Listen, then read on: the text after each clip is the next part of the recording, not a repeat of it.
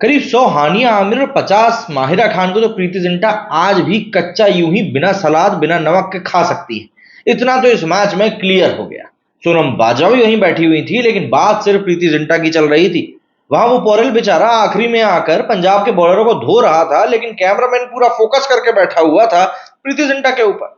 हालांकि आज के मैच में प्रीति जिंटा का रोल, वो बॉबी देओल का जो रोल था ना एनिमल में, उतना ही बड़ा था, लेकिन इम्पैक्ट भी उतना ही बड़ा था। मतलब मैच यहां पर पंजाब जीती है, बात लेकिन प्रीति जिंटा की हो रही है कि देखो प्रीति जिंटा कहां से कहां आ गई। खैर, जो भी हो, आज का मैच भैया काफी शानदार रहा। कई लोग बोल रहे हैं कि ये मैच और क्लोज हो सकता था अगर चीजों को सही तरीके से किया गया होता। कुछ ड्रॉप चांसेस के कारण ऐसा कहा जा रहा है। साथ ही साथ जो मेन स्ट्राइक बॉलर थे दिल्ली के लिए, ईशांत शर्मा, वो भी इंजर्ड हो गए। और कहीं ना कहीं ये एक मैंने देखा है रिसेंट टाइम्स में बहुत बड़ी वजह बनता जा रहा है कि जो प्लेयर्स हैं उनके ऊपर फ्रेंचाइजीज भरोसा नहीं कर पाते हैं।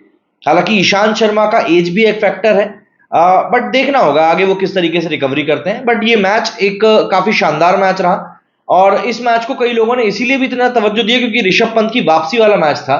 तो ऋषभ पंत ने भी इस मैच से वापसी करी है, और वापसी पे हालांकि वो उतना अच्छा खेल नहीं पाए, लेकिन मुझे ऐसा लगता है कि इस मैच में उनके स्कोर से ज्यादा उनका सामने आना बहुत ज्यादा जरूरी था।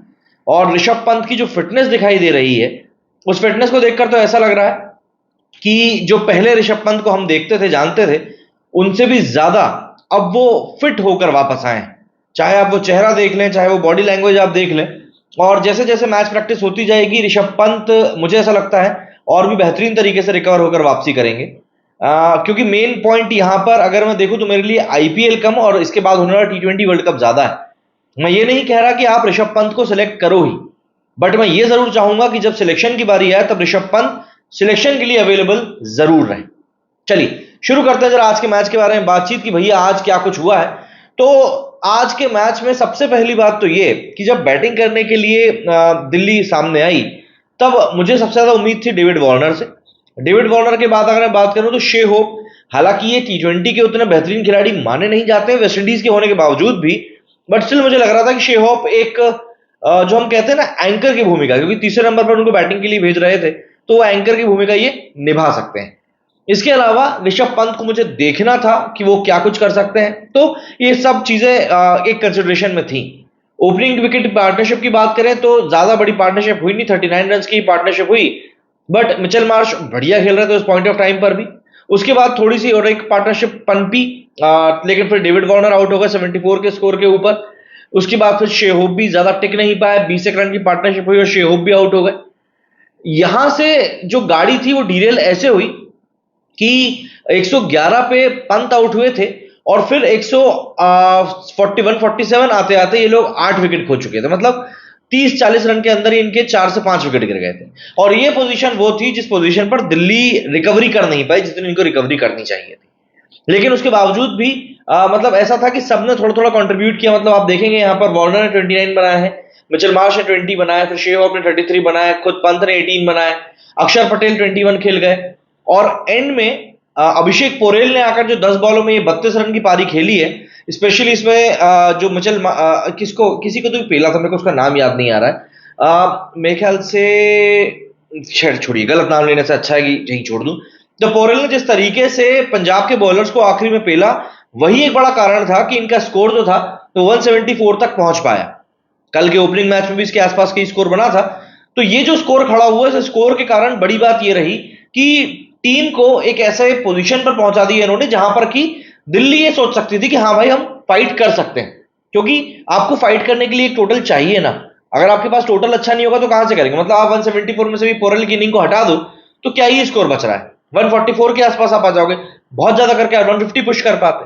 तो ये पूरा सिनेरियो यहां पर पोरेल ने बढ़िया तरीके से फिट कर दिया था दिल्ली के लिए कि भैया अपने बॉलर अब आगे बात संभाल सकते हैं। लेकिन जिस तरीके से बैटिंग आज की तारीख में चेंज हो चुकी है, जो पहले स्कोर 155-165 को माना जाता था, मुझे ऐसा लगता है वो स्कोर बढ़कर 175-185 हो चुका है ना। क्योंकि यहां पर जो सिचुएशन है, बैट्समैन हमेशा ही स्कोर को जब ध्यान में रखकर बैटिंग कर रहा होता है, मतलब सेकंड बैटिंग कर रहा होता है, तो उनके पास एक सही रणनीति बनाने का मौका होता है। यहां पर हम लोगों ने आज के मैच में देखा कि किस तरीके से सैम करन ने ये काम किया। सैम करन पिछले कुछ संस्करणों से आईपीएल में खेल रहे हैं, सीजन्स में खेल रहे हैं और बढ़िया प्लेयर के तौर पर निकल कर आए। और यहां पर आज के मैच में भी उस बंदे ने वही काम किया। अपनी इनिंग को जिस तरीके से उसने पेश किया वो वाकई में काफी ज्यादा शानदार था। तो जब बारी आई बॉलिंग की, पहले तो सैम करन ने बढ़िया बॉलिंग करी, एक ओवर ही किया हालांकि, लेकिन 10 रन दिए, ठीक ठाक था। लेकिन ये दिख गया कि हाँ, आपके पास एक बॉलिंग ऑप्शन है। इसके अलावा दिल्ली की तरफ से जब बैटिंग चल रही थी उस समय पंजाब के जो बॉलर्स थे उसमें अर्शदीप ने ठीक ठाक बॉलिंग करी है। लेकिन जो यहां पर गेम चेंजर साबित हुए कहीं ना कहीं वो हरप्रीत ब्रार रहे, जिन्होंने 3 ओवर में सिर्फ 14 रन दी। खैर, जब पंजाब की बैटिंग की बारी आई तो पंजाब की बैटिंग करने के लिए भाई शिखर धवन क्रीज पर आए और शिखर धवन के साथ में जॉनी बेयरस्टो आए। शिखर धवन ने बढ़िया ओपनिंग दिलाई, 16 बॉलों में 22 रन बना, लेकिन जॉनी बेयरस्टो यहां पर थोड़े से अनलकी साबित हुए। जो ईशांत शर्मा के हाथ से बॉल लगने के कारण वो फालतू के रनआउट हो गए। शिखर धवन स्टेप आउट करके ईशांत को मारना चाह रहे थे तो वो भी उनकी बॉल पर बोल्ड हुए। इसके बाद में प्रभसिमरन सिंह के साथ और सैम करन ने मिलकर एक छोटी सी पार्टनरशिप जरूर करी। करीब 42 रन की पार्टनरशिप हुई इन लोगों की तीसरे विकेट के लिए, लेकिन प्रभसिमरन सिंह वहां पर साथ दे नहीं सके सैम करन का लंबा। उसके बाद में जितेश शर्मा भी थोड़ा जल्दबाजी में थे तो जल्दी आउट हो गया 100 रन पर। इसके बाद में लियाम लिविंगस्टन और सैम करन ने मैच जो है दिल्ली की पकड़ में जा रहा था वो पकड़ के खींच लिया। इनने बोला भाई साहब, अगर तुम पार्टनरशिप को इस तरीके से ही फ्लरिश होने दोगे तो फिर हम तुमको बताएंगे कि जीतना किसे कहते हैं। और इसके बाद इन लोगों ने 5वें विकेट के लिए 67 रन की पार्टनरशिप करी और यही पार्टनरशिप डिसाइसिव साबित हुई। हालांकि सैम करन इसके बाद में आउट जरूर हो गए, बट इतना स्कोर बन चुका था कि वहां से दिल्ली का जीतना मतलब ऑलमोस्ट नेक्स्ट टू इम्पॉसिबल हो चुका था। प्लस यहीं पर एक कैच भी छूटा था और वो कैच छोड़ना भी यहां पर थोड़ा सा मुझे लगता है भारी पड़ गया। थोड़ा टिपिकल कैच था बट स्टिल आई बिलीव कि उस कैच को पकड़ना चाहिए था। लेकिन ऋषभ पंत ने एक फिर भी उसके बाद बढ़िया कैप्टनसी करी। लेकिन पंजाब का आज दिन था, ये हमें मानना पड़ेगा। बॉलिंग डिपार्टमेंट की बात करें तो खलील आज शुरुआत से ही महंगे साबित हुए, ओपनिंग ओवर से ही पिटना शुरू हो गए थे। उसके बावजूद भी 2 विकेट लेके चले गए। हैट्रिक बॉल भी आई थी इनके पास में बट नहीं ले पाए। 4 ओवर में 43 रन इन्हें दिए। ईशांत शर्मा 2 ओवर डालकर इंजर्ड हो गए, वरना आज ये बढ़िया रिदम में दिखाई दे रहे थे। मिचेल मार्श काफी ज्यादा महंगे साबित हुए, 4 ओवर में 52 रन दे दी, हाफ सेंचुरी यहां मार के गए, बैटिंग में नहीं मार पाए। तो अक्षर पटेल और कुलदीप यादव यहां पर काफी किफायती रहे। मुझे लग रहा था कि कुलदीप यादव यहां पर मैच निकाल सकते हैं दिल्ली के लिए, बट उनकी जो बॉलिंग एफर्ट था वो नाकाफी साबित रहा क्योंकि इनको दूसरे एंड से उतने ज्यादा मदद नहीं मिल पाई। प्लस बैट्समैन ने सही तरीके से यहां पर बैटिंग करी। तो ऑल इन ऑल यहां पर मैच के सूरत हाल कुछ यूं है कि भाई पहला मैच पंजाब ने अपना जीत लिया है। दिल्ली की हालत वैसी है जैसे कि हम पहले भी देखते हुए आए हैं। हालांकि जब वुमेन प्रीमियर लीग की बारी आती है तब दिल्ली के हालात पूरी तरीके से बदल जाते हैं। दोनों बार के सीजन में भाई रनर अप रहे, बट यहां पर थोड़ी सी सिचुएशन जो है ऐसा लग रहा था कि बदली हुई सी दिख सकती थी दिल्ली के लिए, बट ऐसा कुछ हुआ नहीं और दिल्ली एक बार फिर से अच्छा प्रदर्शन करने में नाकाम रही है। और जो हम लोग हर बार के सीजन में देखते हुए आ रहे हैं ना कि ये लोग बस लाइन के पास पहुंच जाते हैं लेकिन लाइन को पार नहीं कर पाते, वो वाली सिचुएशन इनके साथ इस बार भी थी।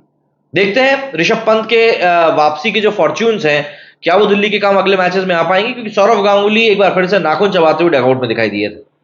कमेंट करके बताइएगा आप लोगों को क्या कुछ कहना है आज के मैच के बारे में। अब से कुछ ही देर में जो दूसरा मैच चल रहा है ना हैदराबाद और कोलकाता का, उसका भी एनालिसिस लेकर आएंगे। और हैदराबाद पहले बैटिंग कर रही तो देखते हैं अब रिंकू सिंह आज के मैच में क्या गुल खिलाते हैं। मेरे वीडियो फिलहाल उतना ही। जय हिंद, जय भारत।